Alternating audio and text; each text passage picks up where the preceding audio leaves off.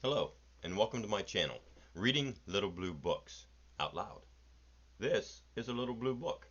It happens to be Little Blue Book number 834, and it is titled The Younger Generation and Its Attitude Toward Life, and is written by Ralph Oppenheim, and copyrighted 1927. So the generation this is referring to is now dead. This is the generation of 1927. And this is part 4. We left off on page 34, so that's where we pick up. An excellent illustration of this point is found in J.P. McAvoy's play, The Gogetters, which ran here some months ago. In this play, a modern son infuriates his father by coming home drunk after having wrecked the family car, which he took without permission. It was too much. The father tells him to get out, but his mother intervenes and makes the father back down. So the son is told to go to bed and it'll all be forgotten. The boy, however, feeling that he has been unjustly offended, packs up and leaves, explaining in a note that he's sick of eating the bread which is begrudged him. As for the car, it was no good anyway, and it would have fallen apart by itself in a few days. A few months later, the son breezes in cheerily, his dress clearly indicative of opulence and well-being. The astounded father, an office drudge for his life, learns that his son has built up a tremendous and immediate success as a salesman.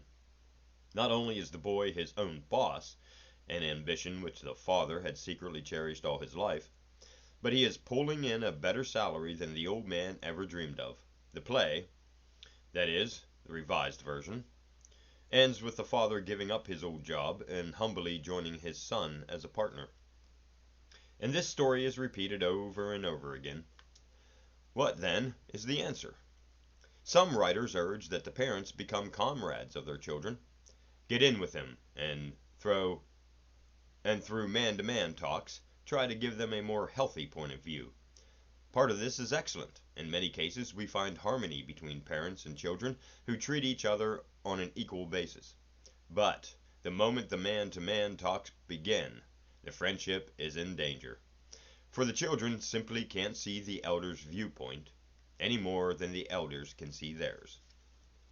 No, you can't appeal to them through their emotions any more than through brute force. Not that they are unsympathetic, but they consider your arguments false. And their absolute belief in their own convictions gives them a hardness which is impossible to break through. Ah, Dad, can the hokum. Be yourself, or Mother, don't be so childish. I know what I'm doing. When it comes right down to it, how can one really advise the parents what to do? Even if we look at some of the instances when mothers and fathers are getting along with their children, and it must be admitted, there are several such instances. Will we be able to pull any formula which could be applied by the vast majority, the mass? Let us see. People marveled at the close companionship between a widow and her son, and her rather wild son. She explained the situation as follows. It is true I don't approve of the life my son is leading, but on the other hand I realize it would be useless for me to interfere. As long as he insists on doing so, I won't stand in his way. He appreciates my attitude and takes me into his confidence. All I've demanded is a little love, a little attention. He gives that to me in return for my tolerance, my not preaching morals to him. Now many people will condemn the viewpoint of this widow. After all, they could argue, she has not solved the problem but merely avoided it. And for the majority of parents, old-fashioned or modern, to avoid it would be physically impossible. They can't see their children carrying on without trying to put a stop to it. That would defy the law of nature, the law which has always made parents fight instinctively to protect and guide their young. Well, as a matter of fact, there are some parents who have really solved the problem, i.e., they have not only won their children's respect, but have actually succeeded in slowing down their pace. Here is one case. A father, a highly cultured professor in one of our universities, saw his son starting to go in for the wildlife. drinking, and promiscuity. He felt that such a life was physically and mentally unhealthy for the boy, and that it was incumbent upon him to correct the young man's ways. But did he try to do this through rigid discipline or preaching? No. His was a far more subtle method. Though it was nothing new, bit by bit he sought to get his son interested in something other than jazz and sex, something into which he could throw the same exuberant energy and expression. In this particular case, it was mechanics, toward which the son, who studied law, had always shown a mild inclination. The father set aside one of the rooms in the house as a shop, brought in a supply of tools and materials, and, when the boy returned home from school each day, went in there and worked beside him. The son soon became so intensely absorbed in his work, threw in so much energy, that his hunger for night life and wild parties began to leave him. He did not give them up entirely, but he indulged so moderately that he was really beyond criticism. Recently this boy took out a patent on an ingenious device, and is proud as a peacock of his accomplishment. Needless to say, mechanics is not the only means by which one can channel off a youth's vigorous energy. Indeed, it might be almost any form of expression. For certain children, something more creative, writing, painting, or music, is best suited. And then an outlet to which almost every boy and girl has access is sports, which I will take up next. But how many parents could work this trick? How many are deep enough themselves? And above all, how many have the personality? When it comes right down to it, the latter quality is the only one which can really win over the children. If a boy sees in his father a vital and compelling personality, he cannot help respecting and admiring him. But unfortunately, personality is not something that one can simply go out and acquire. It is an intangible quality, inherent in one's character. Thus, as I said, one can't lay down an advice which would suit the majority of parents.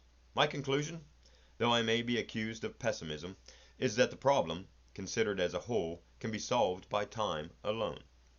True, the parents have the utmost cooperation of our foremost educators and thinkers. We are advancing new theories about the handling of children day to day.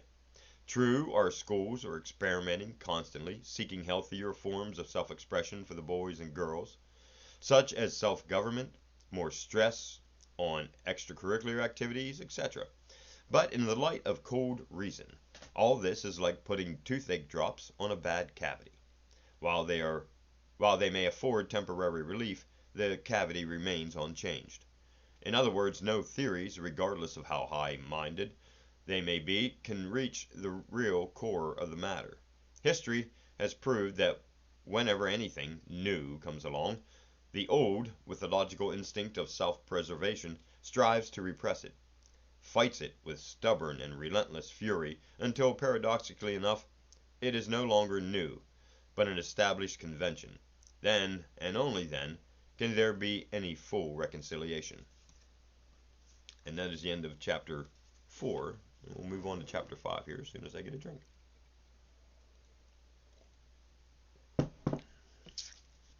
Okay, chapter 5. Physical aspects. Pardon me. If the boys and girls of today are corrupt and dissipated, they certainly don't look it. Medical authorities have told us that there has never been a healthier crop of youngsters. The boys on the average are tall, rugged, and strongly built. The girls are beautiful. In fact, the number of beautiful girls is amazing. Well-formed, powerful, and all in all pretty perfect specimens. So we see that every movement has its healthy paradox, its good extreme as well as its bad. Life has always furnished a balance for everything. The present age of intemperance is balanced by the age of physical well-being. The spirit of youth is more than a spirit of loose life. It is also a spirit of strength and vigor, of the young hero, glorying in his muscles putting them to use. And so, at the same time, that youth broke down the barriers of tradition, flouted parents, and indulged in the so-called immorality. The open-air movement blossomed out. Can one call this a coincidence?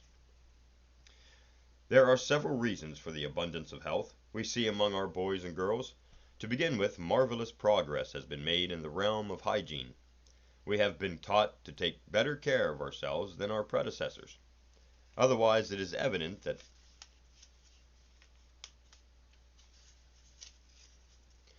the life some of the youngsters are leading would undermine their constitutions. Now, remedies and preventatives for diseases have been discovered and put into use, so that life is lengthened and sickness cut down. The war also played its part in the development of health. With the demand for good physical specimens, strong men, physical training was instituted in all our important schools and colleges. Gymnasium exercise was made compulsory. The Boy and Girl Scouts movement suddenly loomed big and important. Plenty of members were found and trained. And out of all this came a movement which has played the biggest part of all, the rise of modern sports. Absorbed in the youthful spirit of speed and vigor, America turned its attention to athletics, calling upon its young to supply them. In our schools, sports became the chief extracurricular activity. There were so many different teams, varsity, junior, interclass, etc., that every student could get into the game. Even business firms instituted teams to play against one another, so that young people who worked would have a chance too. Nor was this confined to boys alone by any means. The modern girl has also turned herself into sports and physical culture, which brings us to another phase of the great movement. There has been a complete change in the attitude of women. With the breaking of the old traditions, including the Puritanic code of feminine modesty and reserve, woman decided to place herself on an equal plane.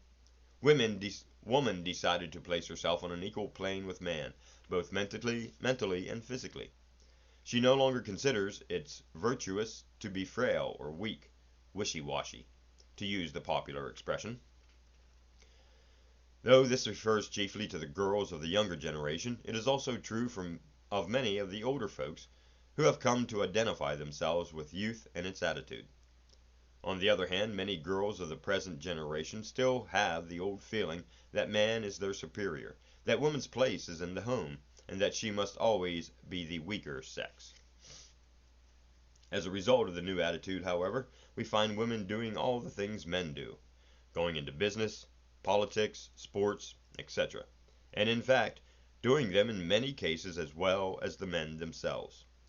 Today, the term weaker sex is used as a bit of irony, or else it is applied to the males. Look at the majority of girls today, and while many of them are rather wild, they will be found physically better than their predecessors. However, it must not be assumed that sports are reforming the younger generation. That is, in the Christian sense of the word, only in extreme cases do we find a boy or a girl giving up the fast pace completely and equipping himself through clean living and temperance. Men like Red Grange, and not typical of the youth of today. Gertrude Edery and Helen Wills are not really examples of the American girl. The majority, it will be found, do give serious attention to physical development, to strive to build up a sound body, but they will not surrender the freedom they have fought for so strenuously. Often this freedom, whether it be drinking, smoking, or promiscuity, is taken as a matter of principle, without consideration of the physical effects. This is manifest in certain of our younger movie and stage stars. They are living a fast life. We read of one scandal after another. And yet they are perfect physical specimens. Who keeps in good training? I have mentioned the fact that the number of beautiful girls, even in the old sense of the word, has increased enormously. Recently I got hold of an old annual of one of our women's colleges. Looking at the various photographs, I was amazed at the plainness and even homeliness which seemed to characterize the girls at the time. The number of good lookers was so negligible that I could count them on my fingers. And I must add, I was judging them by the old standard of beauty.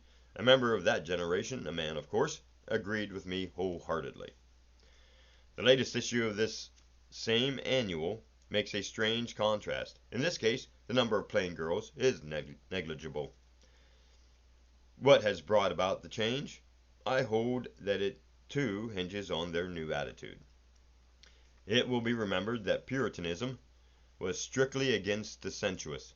If a girl had beauty, she must hide it, dress down to her shoes and up to her neck, and so forth. But with the revolt against Puritanism, the sensuous side has come into freedom. Today a girl strives to be as beautiful as she can. If she has a nice pair of legs, she'll show them, and she won't hide her figure with an uncomfortable corset. In short, she has popularized what used to be the practice only of courtesans and actresses. The wearing of bright, flimsy, and scanty dresses, the use of rouge and lipstick. The result has been partly to simplify the clothes of women. Now girls of every class are well dressed, whereas in former times a poor girl could scarcely afford the elaborate wardrobe, all the heavy finery and arrangements, the severe pompadour, etc., which are required to make beautiful clothes.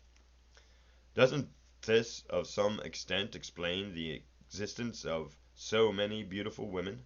The girls of today are enabled to bring out their chief attractions, and have every scientific aid to beauty at their disposal.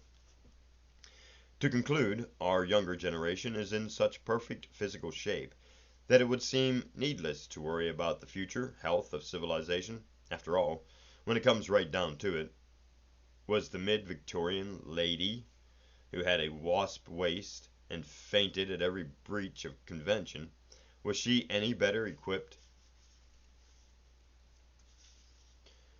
to propagate the race than the modern girl, with her strong physique, her undeniable beauty, her hardness to the knocks of life, all summed up in a simple creed of be yourself, look and act natural? And that is the end of chapter 5, and I think we'll end there for part 4. And thank you for listening. We'll see you in part 5.